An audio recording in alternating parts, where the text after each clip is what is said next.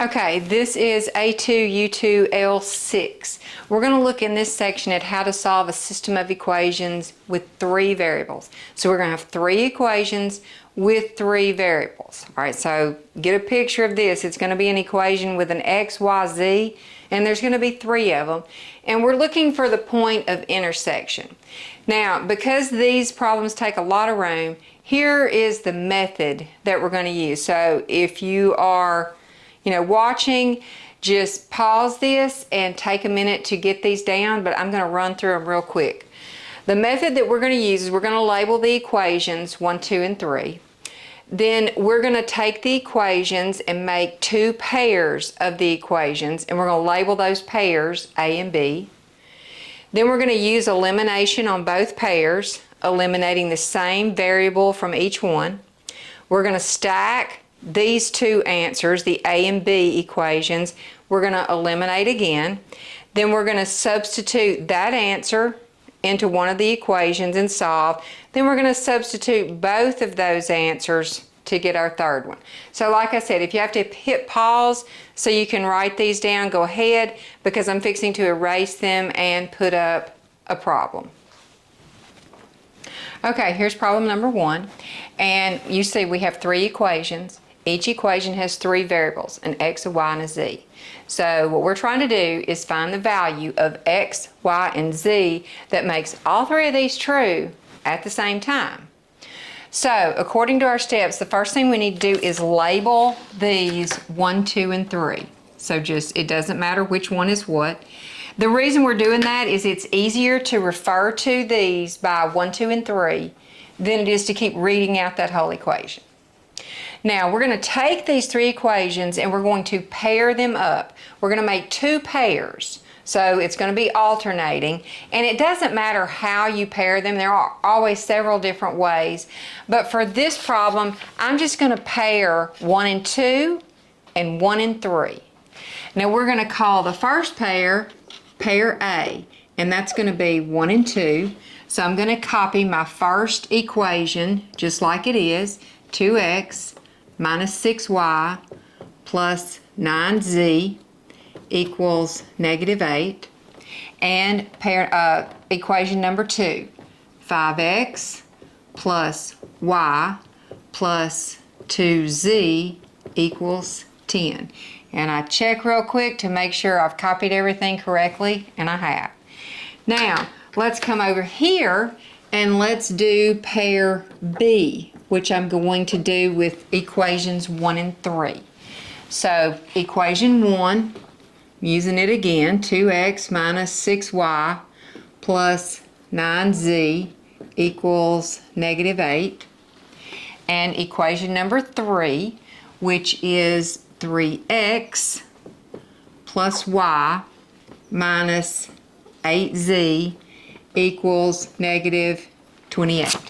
Okay, now just like we used the elimination method back in lesson 5, we're going to use the elimination method on this. The only catch to this step is that you need to eliminate the same variable both times. You can't eliminate x from here and y from here. It doesn't matter which one you totally eliminate, but you do have to be consistent for both pairs. And looking at this one, I see that the easiest thing to eliminate from both of them is going to be my y term. So that's the one I'm going to pick. You could do it with any of the three. It's just going to, it's just a matter of experience as to which one looks easier. All right, so when I look at this one, in order to make those y terms eliminate, I need my coefficients to match. This already has a -6. So if I multiply through on this second equation by 6, that's going to make them match. So let me come under here. My top equation is not going to change. I'm good with it. When I distribute the 6 here, 6 times 5 is 30x. 6 times y is positive 6y.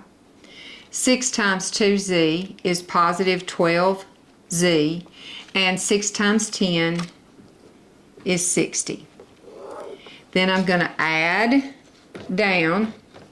2x plus 30x is 32x. My 6y, negative 6y plus 6y cancel out. 9 plus 12z gives me 21z. And negative 8 plus 60 gives me 52. This becomes equation A. Sorry. This is equation A. All right. Now we're going to do the same thing over here. In order to make my y's eliminate, I'm going to have to multiply this one by 6. Now you don't always do the same thing both times. It just so happened on this problem. So when I distribute through here, well, let me copy down the top one first. So I have 2x minus 6y plus 9z equals negative 8. I'm going to distribute here, so that's going to give me 18x plus 6y minus 6 times 8 is 48z, and 6 times negative 28 is going to be negative, and I'm going to cheat there. 6 times 28 is 168. Okay, now I'm going to combine these. 2x plus 18x is 20x. Your 6's cancel out. 9 minus 48 is going to give you a minus 39z. And negative 8 minus negative 68 is going to be negative 176. Okay? This becomes equation B. Now, our next step is going to be to stack equation A and equation B, and we're going to use elimination again just on those two.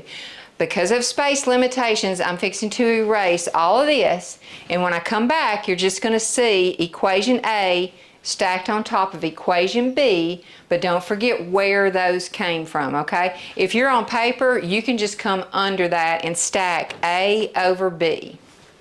Okay, so here we go. I've got A stacked over B, and I'm ready to use the elimination process on this, the elimination method. I can either eliminate X's or Z's, either one. Now, this, it's not so clear to see how I'm going to make it match, so I'll tell you a little trick. I picked the X's because the two coefficients are at least both even numbers, and they look like they might match up. Could you just multiply this one by 20 and this one by 32? Yes, and they'll match, and you can go on about your business. But your numbers are fixing to get huge.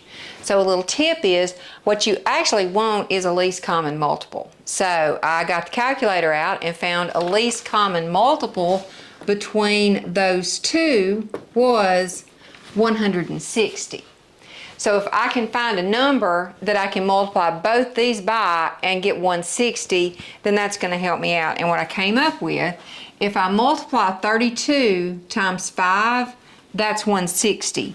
And if I multiply 20 times 8, that's also 160.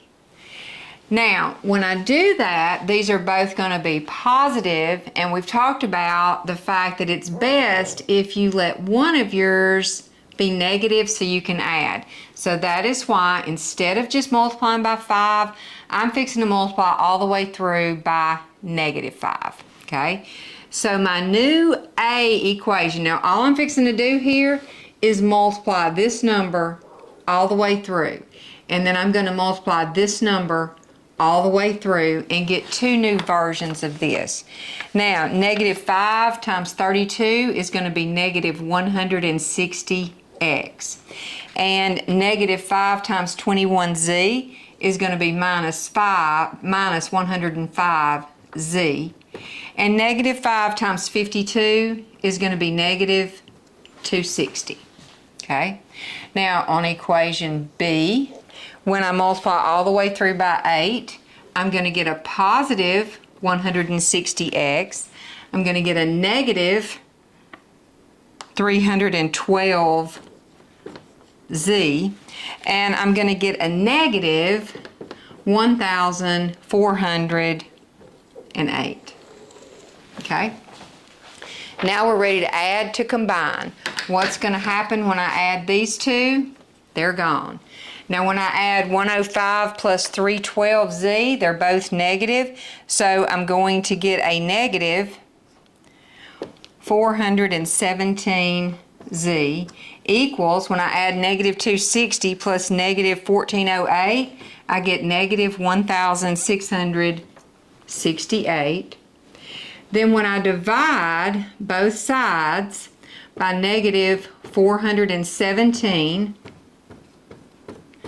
I know the numbers got big, but just use a calculator. It's your friend. All right, z is equal to positive 4. So that's much more manageable now. Okay, so we're going to come over here. Our answers, like I told you, you're going to have 3, x, y, and z. We just found z.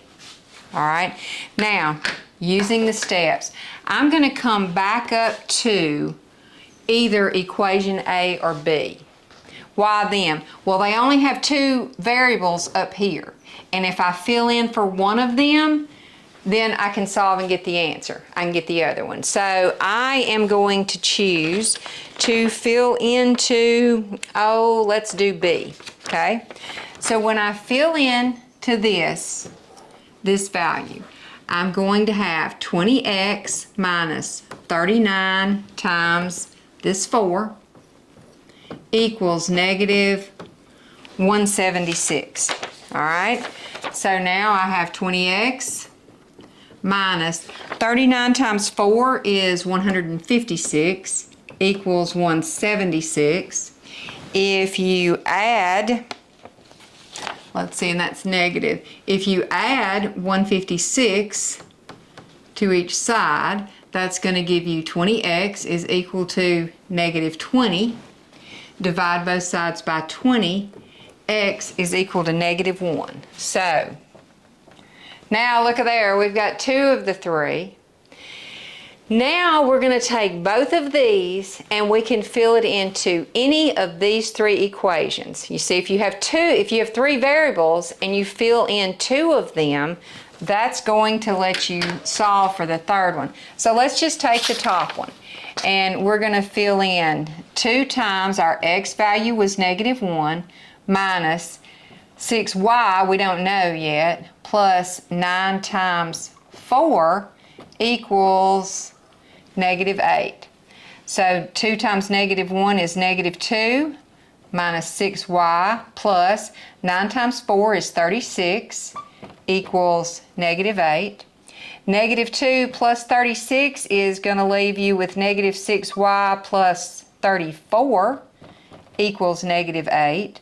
When you subtract 34 from each side, you get negative 6y is equal to negative 42.